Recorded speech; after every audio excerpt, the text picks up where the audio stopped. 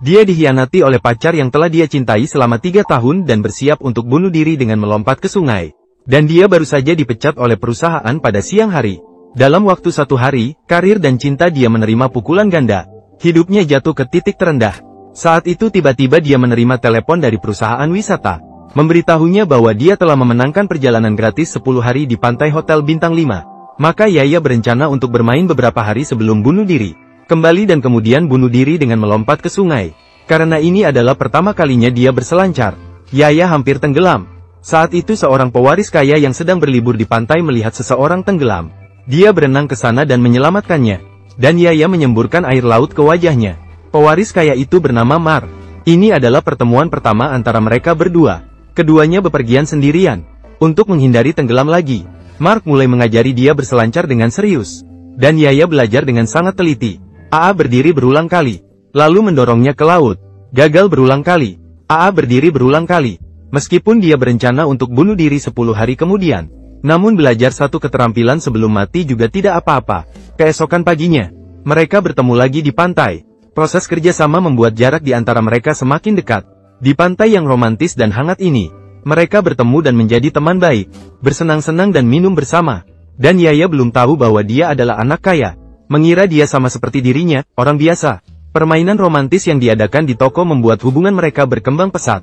Malam itu, di bawah pengaruh alkohol, mereka mengonfirmasi hubungan percintaan mereka. Dan ini adalah waktu terbahagia dalam hidup Yaya. Dunia ini masih menyimpan banyak hal baik untuk dihadapi. Maka dia memutuskan untuk tidak bunuh diri. Kedatangan Mark berhasil menyelamatkan Yaya. Pada pagi hari ke-10 terbangun, Yaya tiba-tiba menghilang. Mencari ke seluruh pantai tapi tidak menemukan jejak.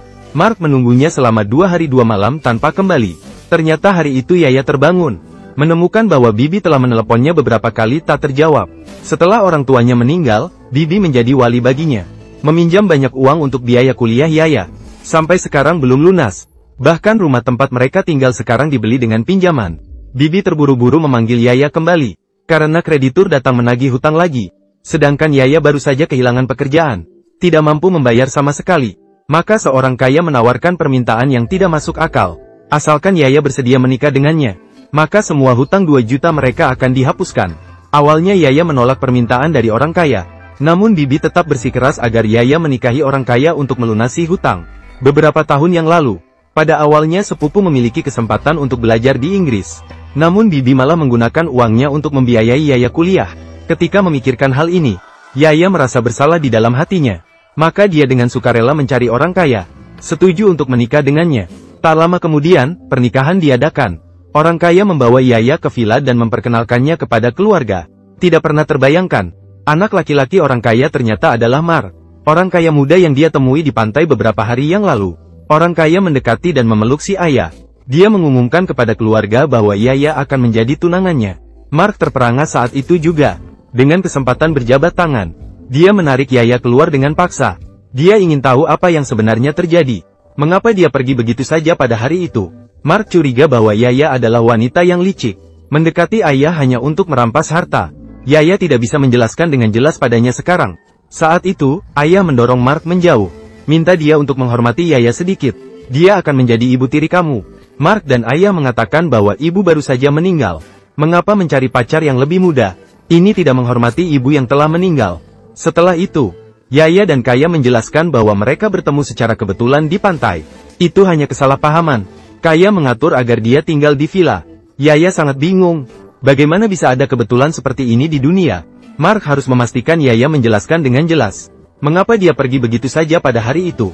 Dan tujuan sebenarnya menikahi ayah. Apakah ini tentang mencuri warisan ibu? Yaya tidak ingin menjelaskan terlalu banyak padanya. Katakan padanya untuk bertanya pada ayahmu jika ingin tahu kebenaran. Pengusaha kaya menyerahkan pekerjaan desain taman kepada Yaya. Karena dia sudah bekerja di industri ini sebelumnya. Tidak peduli apa yang Yaya lakukan, Mark bersikeras untuk melawannya. Kecuali dia memberitahu dirinya kebenaran. Karena khawatir Yaya akan mencuri warisan ibu, Mark pindah ke sebelah rumah Yaya. Dia mengawasinya 24 jam sehari. Bahkan memasang kamera di pintu masuk secara khusus. Mengamati setiap gerakannya secara real time. Begitulah, Mark mengawasi Yaya sepanjang hari. Mengikutinya kemanapun dia pergi. Yaya harus bekerja merancang taman. Sambil terlibat dalam konflik dengan Mark, dia hampir depresi. Keduanya mulai berkelahi di sofa. Saling tarik-menarik. Pada saat itu ayah tiba-tiba pulang. Bertanya apa yang mereka lakukan. Dan Mark bukan satu-satunya yang membenci Yaya dan bibi Mark. Setelah ibu meninggal, bibi selalu ingin menikahi ayah untuk mewarisi warisan besar. Namun ayah hanya menyukai Yaya. Malam itu, untuk mencegah Mark mengganggu, Yaya menyiapkan sebilah pisau buah, menutup pintu dengan rapat. Pada saat itu, seorang kaya tiba-tiba datang dan mengetuk pintu. Yaya dengan susah payah memindahkan perabotan. Mark melihat melalui kacamata kucing. Ayah masuk ke kamar Yaya. Tiba-tiba merasa cemburu di dalam hati. Lalu bersiap untuk masuk ke kamar Yaya dan membuat keributan.